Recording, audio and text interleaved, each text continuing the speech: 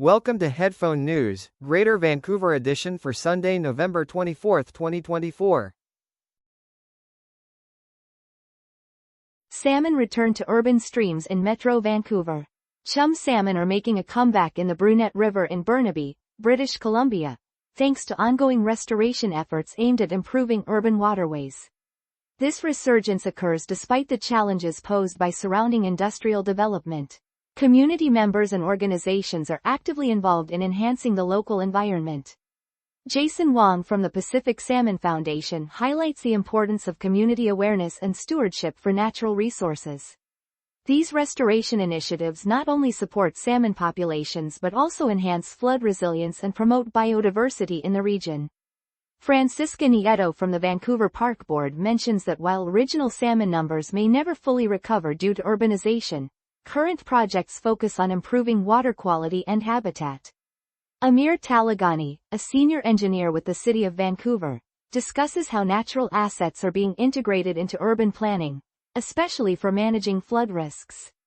This news underscores the significance of salmon as a keystone species and a measure of environmental health, showcasing the positive impact of community-driven efforts in urban settings. AI Scribes enhance family medicine in Canada. AI Scribe technology is changing the landscape of healthcare in Canada by assisting family doctors with their administrative tasks.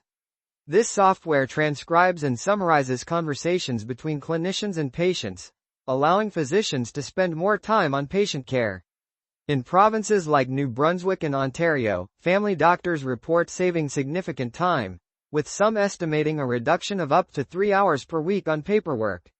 For instance, a doctor in Fredericton found he could leave the office earlier after using the AI tool. Another physician in South Surrey, British Columbia, noted that the technology helped keep patient appointments running on time. The Ontario Medical Association is currently evaluating different AI scribe programs to enhance healthcare efficiency. This innovation aims to lessen the heavy administrative burden on doctors, ultimately improving the healthcare experience for both providers and patients. Vancouver Mayor proposes park board changes and tax increase. Vancouver Mayor Ken Sim has proposed eliminating the city's elected park board as part of the draft budget for 2025. This plan includes a 5.5% increase in property taxes, which would mean an additional $211 for the average homeowner and $403 for the average business property. The total budget proposal for Vancouver is $2.4 billion.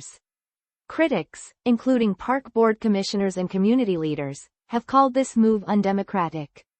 The City Council will discuss these proposed changes on December 3, 2024.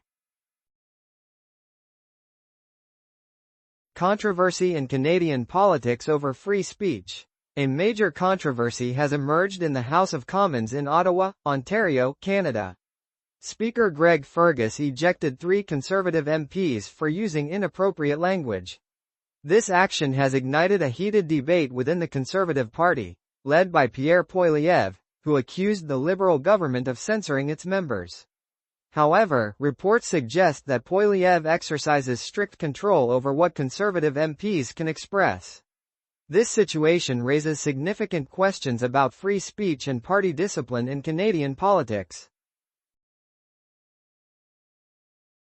Vancouver's action against illegal street vending. The City of Vancouver is cracking down on illegal street vending in the downtown east side. This area, especially along Hastings Street near Main Street, has many vendors selling items, some of which are stolen.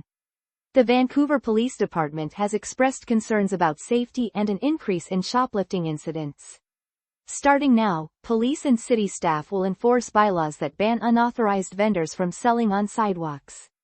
Some local leaders argue that this crackdown will not resolve the issue but will simply push it to other areas.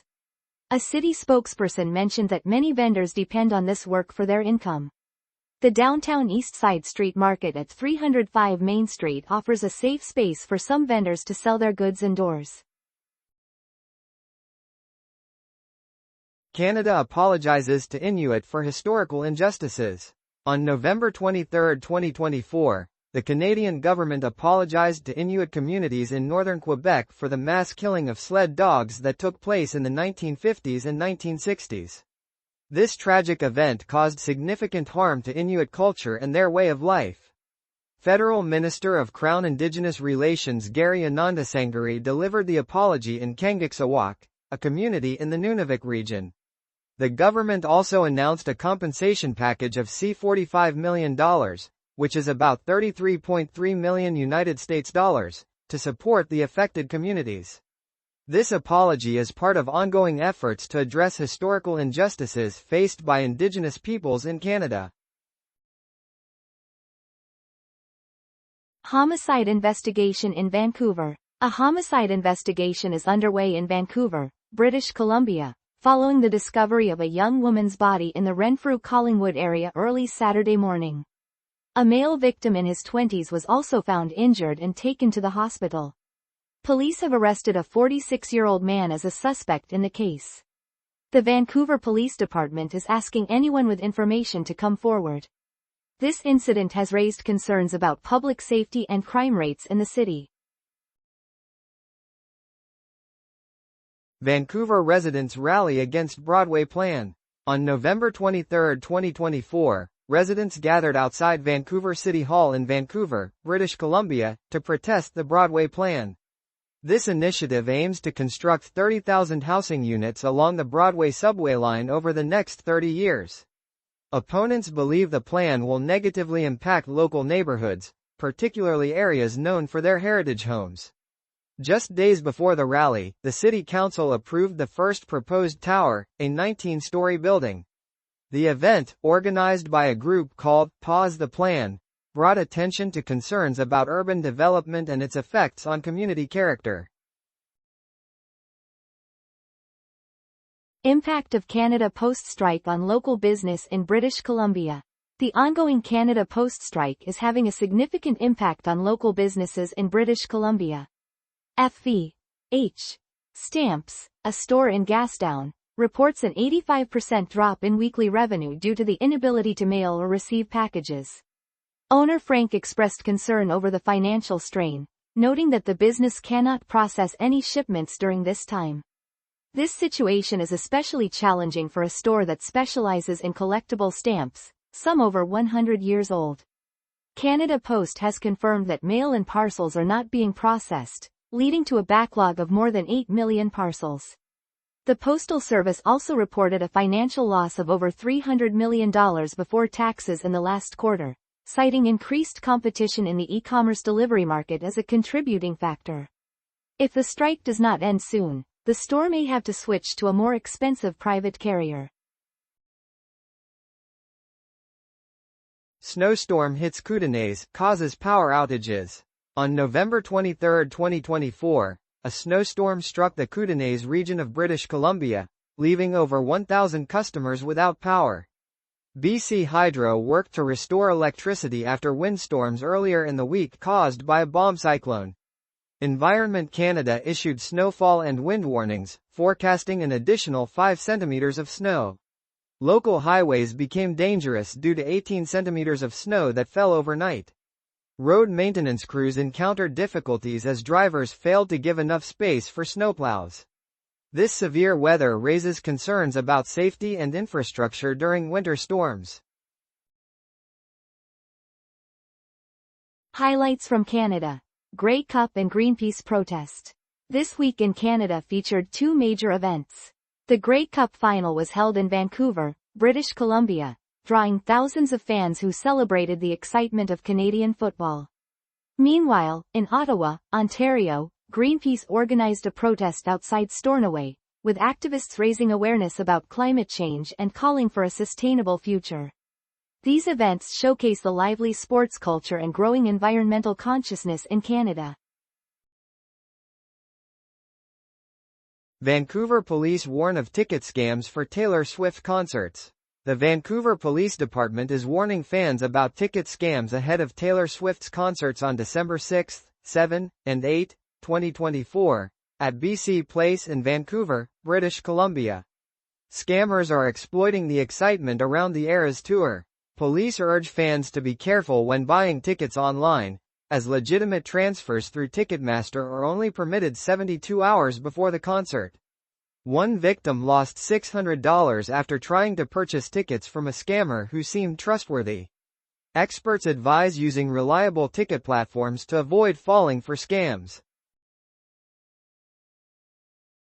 Power restoration efforts in British Columbia. BC Hydro, the electric utility for British Columbia, has made significant strides in restoring power following a recent bomb cyclone that struck the region. At the peak of the storm, more than 300,000 properties lost electricity. As of Saturday morning, around 5,600 customers were still without power, especially in northern Vancouver Island and nearby coastal communities. A new storm with strong winds has complicated repair efforts, with gusts reaching over 100 kilometers per hour. Environment Canada has issued warnings for outflow winds hitting 90 kilometers per hour in some areas. The ongoing severe weather has also caused delays in ferry services along the coast. Crews are working tirelessly to restore power, underscoring the region's vulnerability to extreme weather events.